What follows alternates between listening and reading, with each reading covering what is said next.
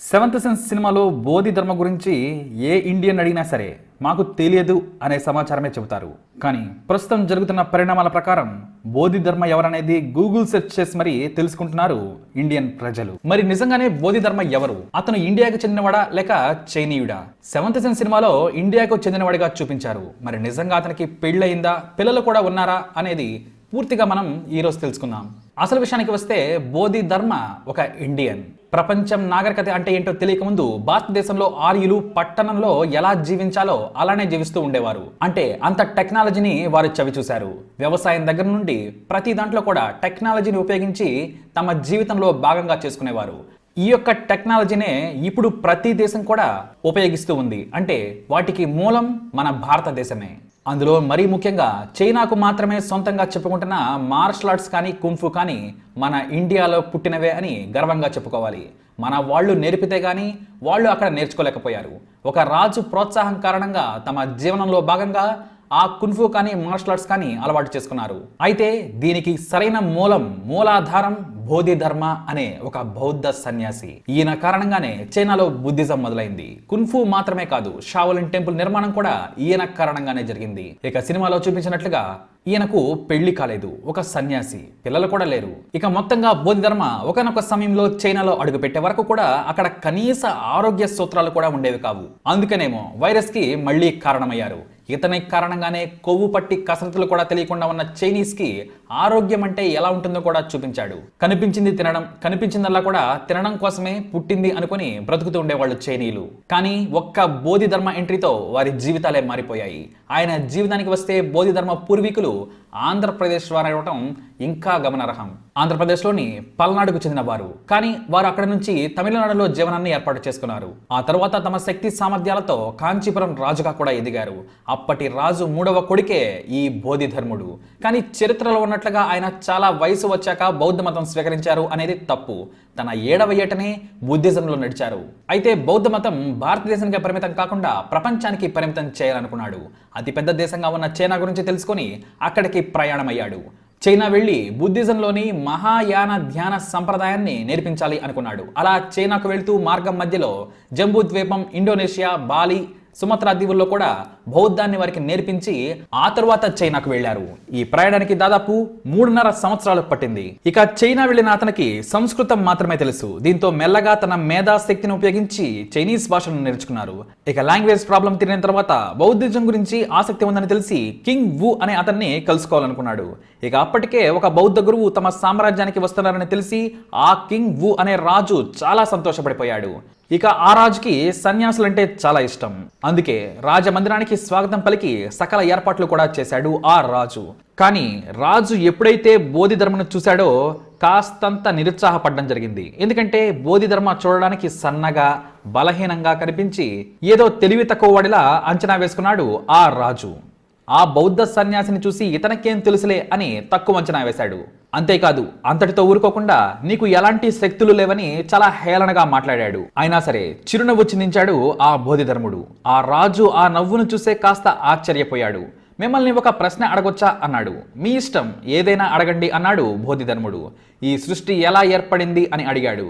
దానికి బోధిధర్మ ఎంత తెలివి తక్కువ ప్రశ్న వేస్తావనుకోలేదన్నాడు. అయినా పర్వాలేదు, ఇంకో ప్రశ్న అడుగు అంటాడు. దానితో ఎంతో మంది మేధావులకు చుక్కలు చూపించాను. నాకు ఇతరులు నిధులు చెప్పడమే కాకుండా ఎంతమంది ముందు నన్ను అవమానిస్తావా అంటూ కోపం తెచ్చుకున్నాడు. అయినా సరే కోపాన్ని దిగమింగుకొని నా పుట్టుక యొక్క పరమార్థం ఏంటని బోధిధర్మను అడిగాడు. మళ్ళీ నవ్వి ఇది ఇంకా తెలివి తక్కువ ప్రశ్న అని నవ్వేశాడు బోధిధర్ముడు. అప్పటికే అవమానంగా ఫీల్ అవుతున్న ఆ రాజు మరింత అవమానంగా ఫీల్ అయి కోపం తెచ్చుకున్నాడు. నేనొక చక్రవర్తిని, ఎంతో మందికి సాయం చేశాను, శత్రువులను కూడా చంపకుండా వదిలేశాను, బడులు గుడులు ఒకటేమిటి ఎన్నో కట్టించాను, అలాంటిది నన్ను అవమానిస్తావా? ఇక్కడి నుండి తక్షణమే వెళ్లిపోమని ఆదేశిస్తాడు. వేటకారమైన నవ్వు నవ్విన బోధి అక్కడి నుంచి వెళ్లిపోతాడు. నువ్వు చేసిన పాపాలు, రాజ్యాల కోసం ఎంతో మందిని బలిపెట్టావు, నీ పేరు ప్రఖ్యాతుల కోసం ఎన్నో ప్రాణాలు తీశావు. పాపం చేసిన తర్వాత పుణ్యం చేస్తే చేసిన పాపం ఊరికే పోదు, తనతో పాటు నిన్ను కూడా ఏడవ నరక లోకానికి తీసుకువెళ్తుంది అని హెచ్చరించి మరీ అక్కడి నుంచి వెళ్ళిపోతాడు బోధిధర్ముడు. అయినా సరే ఏమాత్రం భయపడకుండా ఆ రాజ్యాన్ని దాటి కొండలు గుట్టలు మాత్రమే ఉన్న ఒక అటవీ ప్రాంతానికి చేరుకుంటాడు బోధిధర్ముడు. అక్కడ కొన్ని ఏళ్ల పాటు తపోదీక్ష చేస్తాడు. ఆ దీక్ష ఎంతలా అంటే తుఫానులు, వర్షాలు, మంచు వర్షాలు కూడా ఏమీ చేయలేకపోయాయి.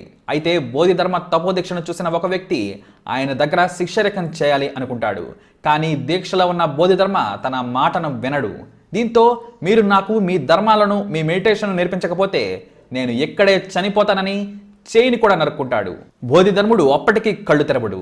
ఉరుములు మెరుపులకే కళ్ళు తెరవని ఆ సన్యాసి చేయి తెగిన రక్తం తన ముఖాన చిందగానే వెంటనే ఆ ప్రపంచంలోకి వచ్చి ఆ వ్యక్తిని చూసి తనకున్న తపోశక్తితో ఆ చేయిని అతికించి శిష్యుడిగా అంగీకరిస్తాడు. ఈ ఒక్క శిష్యుడు కాస్త మరో 10 మందిని ఆ గురువు దగ్గరకు తీసుకువస్తాడు. అప్పుడు బోధిధర్మ వారిని చూసి నవ్వి, ఇలాంటి శరీరంతో ధ్యానం చేయలేరు, బౌద్ధాన్ని అసలు ఆచరించలేరు, ముందు శారీరకంగా గట్టిగా ఉండడానికి కఠోర కసరత్తులు కావాలి అని వారికి నేర్పిస్తాడు. 18 అర్హత్ హ్యాండ్స్ అనే పద్ధతి కూడా నేర్పించి కొద్ది రోజుల్లోనే వారికి మార్షల్ ఆర్ట్స్ లోని మజాని రుచి చూపిస్తాడు బోధిధర్ముడు. ఇక వారు శారీరకంగా దృఢంగా మారగానే మెడిటేషన్ ఎలా చేయాలో వారికి చెబుతాడు. అయితే ధ్యానానికి అసలు శత్రువు నిద్ర అని మొదటి రోజు తన శిష్యులకు నేర్పించాడు బోధిధర్మ. కానీ నిద్రను ఎట్టి పరిస్థితుల్లోనూ దరి చేరనీయవద్దని పదే పదే చెబుతూ ఉంటాడు బోధిధర్మ. అయితే ఒకరోజు తానే ధ్యానం చేస్తూ నిద్రలోకి జారుకుంటాడు. అంతే, తన మీద తనే కోపం పెంచుకొని తన కనురెప్పలను కత్తితో కోసివేసుకుంటాడు.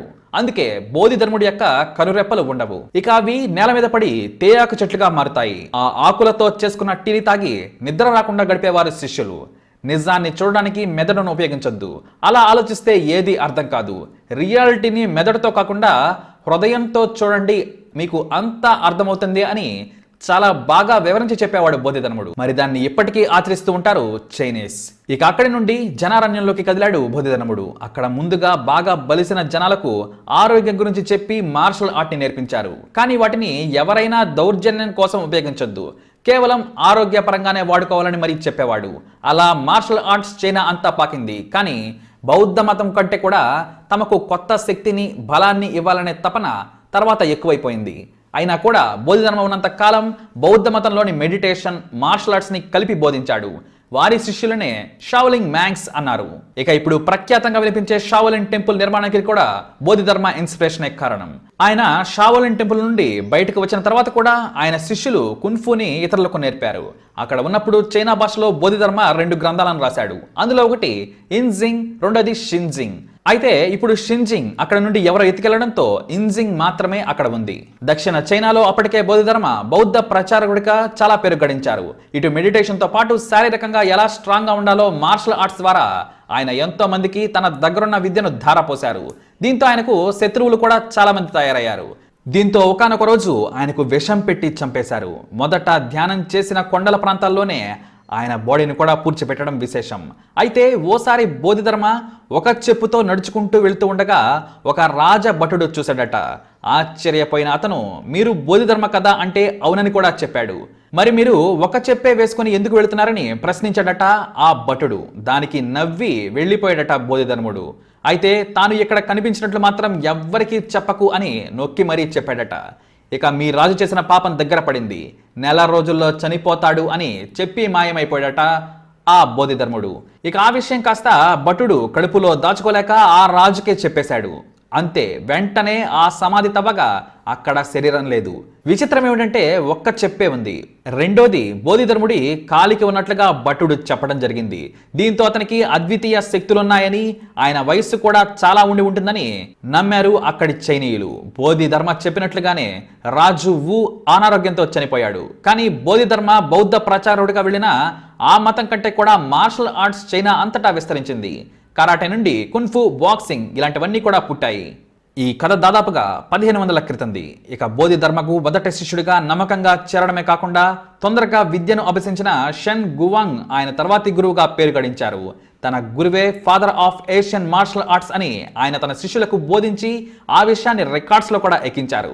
ఇక బోధిధర్ముడు మన దగ్గర పుట్టినా కూడా దాన్ని ఎవ్వరు కూడా అందిపుచ్చుకోలేకపోయారు.